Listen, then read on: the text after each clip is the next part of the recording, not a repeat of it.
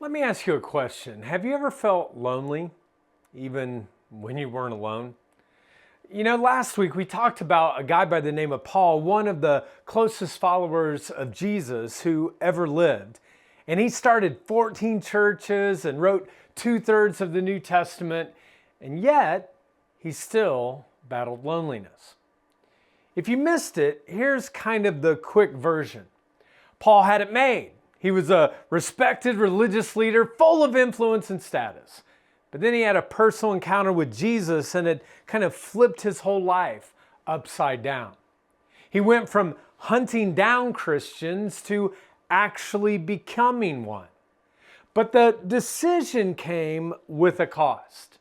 You see, Paul was beaten, he was whipped, he was stoned, arrested multiple times. This just happened again and again and again. And even though he had a personal relationship with Jesus, kind of one-on-one, he still had moments where he felt deeply alone.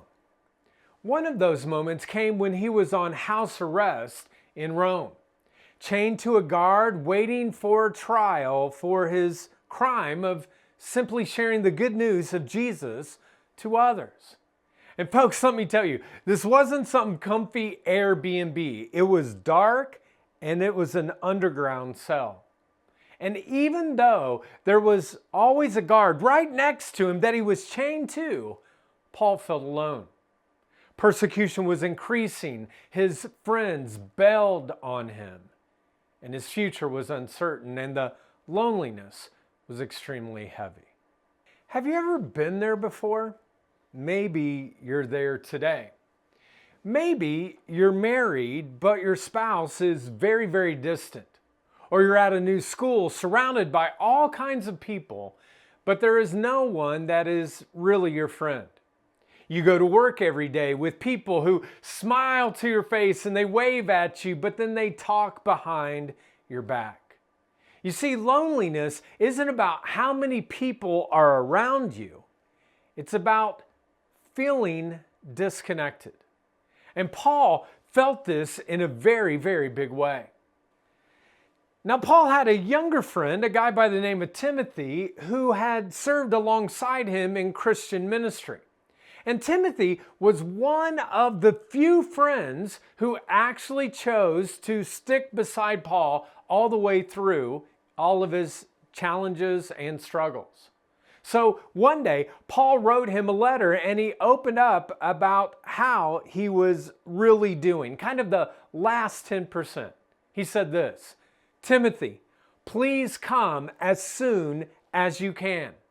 Demas has deserted me. No one came to stand with me when I was on trial. Everyone abandoned me."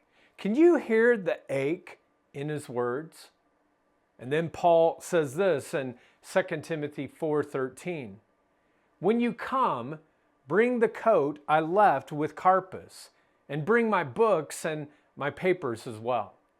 In other words, I need you, man. And I need all of the stuff too. Can you bring it to me? He's so honest. He's straightforward. He makes his needs known very clearly. But even in his pain, Paul reminds himself of something very powerful. 2 Timothy 4:17, Paul says this, "But the Lord stood with me and gave me strength." Even when everyone else left, God stayed. That moment shows us kind of two steps Paul took to overcome this loneliness, two steps that you can take as well. First, Paul reached out. Yes, God was with him, but he actually needed a friend with skin on. I often say Jesus with skin. And Paul was so vulnerable. He asked for help. He asked for time. And that often takes a lot of courage. Second, he reminded himself of the truth. Even when he felt alone, he wasn't. God was right there, giving him the strength that he needed for that moment. So if you're in a lonely season right now, do what Paul did. Reach out. Be brave enough to tell someone how you're really doing. Ask for what you need and choose someone who shares your faith, another Christ follower who can encourage you and kind of point you back into the flow of Jesus. And then remind your heart of the truth that Paul shared with his friends in Ephesus. Then Christ will make his home in your hearts as you trust in him. And may you have the power to understand how wide, how long, how high, how deep is his love for you. God's love can reach into the darkest prison, the emptiest lunch table, the most distant relationship, and the loneliest heart. Well, right now, what I'd like you to do is listen to the story of my good friend, Josie Case, who's our media and communications director, who does a phenomenal job. But before she ever kind of joined our church family, she went through a very tough season of loneliness. And after you hear her powerful story, then Becky Kilmer, our small groups coordinator, will be sharing about some different ways that you can stay connected and guard your heart against loneliness. So check this out. I'm Josie Case. I've been at the JAR for almost 5 years now, and I'm the media director. I've experienced loneliness quite a few times in my life. Early on in my life, when I was in elementary school, because my family moved a lot, and so I was never really able to make friends or long-term friendships. But I do have a lot of siblings, so luckily I had a lot of people to play with and hang out with. But then once I graduated high school and went to college, I started to feel lonely again because it was a place I didn't know anybody. I'm not really an extrovert, and so I just had a hard time making friends. Honestly, wouldn't have made friends unless the friends that I did make reached out to me first and they befriended me, and so then I had friends. But I just struggled to make those deep connections. I struggled with my faith a lot in college because of my loneliness and just thinking man, no one can love me. How would God even love me if I'm like this and I have issues and all this stuff? It felt like there was something wrong with me. There's something wrong with me, and that's why I don't have people around me, or that's why I don't have friends, or that's why people left me who had left me. It felt like I was the reason why I was lonely, and so it made me feel really bad about myself. And that made it even more difficult to try to go make friends, because it was well, clearly there's something wrong with me and I'm terrible to be around, so that's why I'm lonely, so I'm just going to continue to be lonely. And so it was almost like a cycle by the time I got to college, because I was my worst enemy at that point with loneliness.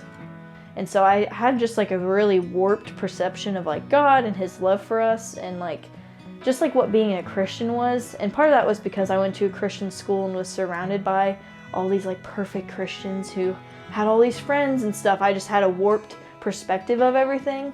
But then of course in 2020, when I was a junior, COVID happened and school shut down, and I was forced to go back home. And at the time my relationship was not good with my mom anymore, so it just felt really lonely and isolating. I started doing online counseling because I just could not cope on my own. It was just a really depressing time. I was going through a breakup of a relationship. I was just so unbelievably depressed and lonely, the most depressed I've ever been in my entire life.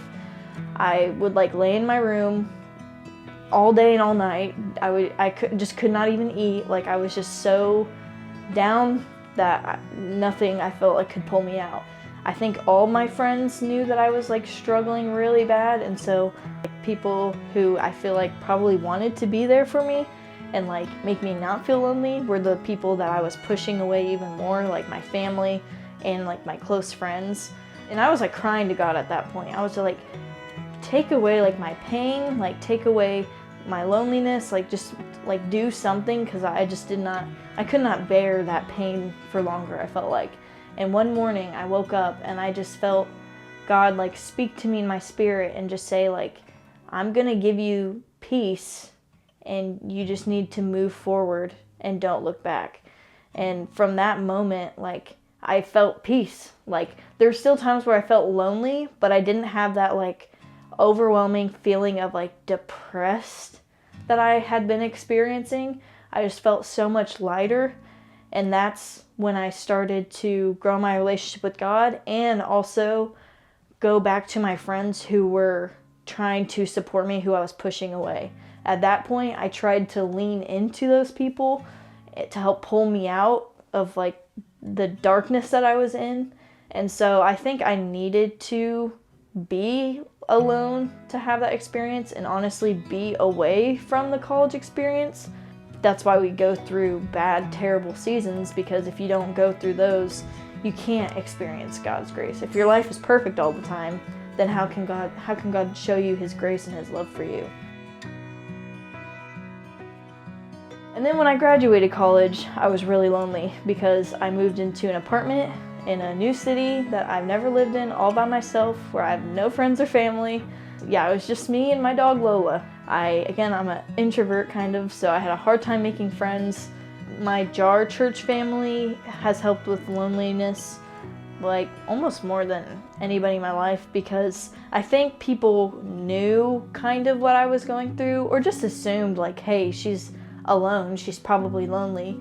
And I had so many people when I first started working at the JAR like invite me to dinners, take me out to events, and just like be intentional with like doing things with me. And I think they were doing that so I wasn't lonely and so that I could feel like I had people around me.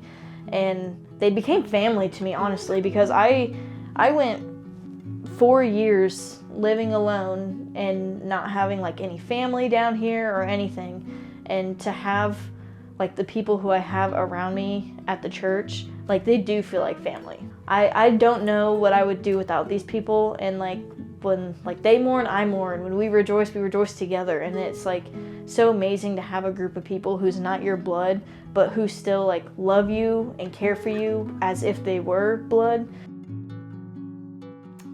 I still struggle now feeling lonely and with friends, but I feel like because I had friends who continued to stay, it just has made me a better friend, I think. Because I've now, since then, seen my friends go through different things in life that are difficult, and like they probably felt lonely and depressed, and I just tried to do for them what they did for me. And honestly, it's just like strengthened the friendships that I have, and I know I'm gonna have those friends for life. And when I go about making new friends, I try to just like think about those same things, like just to love people unconditionally and to just invest in them and care about them. And honestly, a lot of times people just want an ear, someone to listen to them. That is what helped me so much when I was lonely, when people would just like listen to me. I've tried to become a listening ear to other people. God definitely doesn't want us to be lonely. That's why he created multiple people at the beginning. He made Adam and Eve so that they weren't lonely. I think, yeah, he uses loneliness as a pull for people to come to him, because if you're feeling lonely, at least God can always be there for you. He walks with you, he walks beside you, he'll pick you up when you're down. And so I think, yeah, he doesn't want you to be lonely, but he'll use that for his good. It's okay to feel the way you're feeling. Like, it's okay to feel lonely. And I think that's one thing that I do different now, is even though I still feel lonely sometimes, I don't make it part of like my identity like I did back then. Loneliness is just a feeling. It's not like who I am. It's just something that's like around, like outside of me. It's not part of me. You can have lonely days. It's okay to be that way, but that's when like you seek God more, and that's when I go into my Bible more or pray more.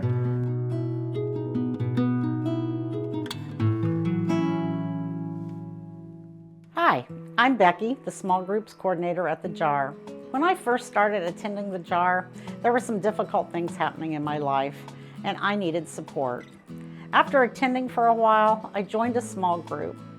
And through that small group, I have built friendships that have stuck with me for years. I found support through prayer, encouragement, and sometimes just another listening ear.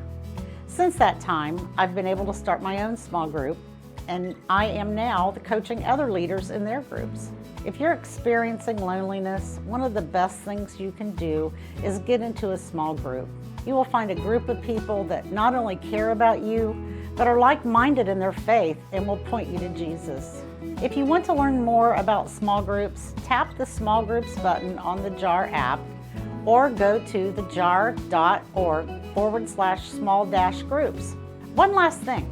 For every day of the series, we will be posting a daily story video from people in our church. They will be sharing a verse of the day and what it means to them. And there is a daily journal prompt that goes with each of these videos. This is a great way to stay connected, especially if you are feeling some loneliness. So just scan the QR code on your handout to connect with the videos in the journal. Thank you.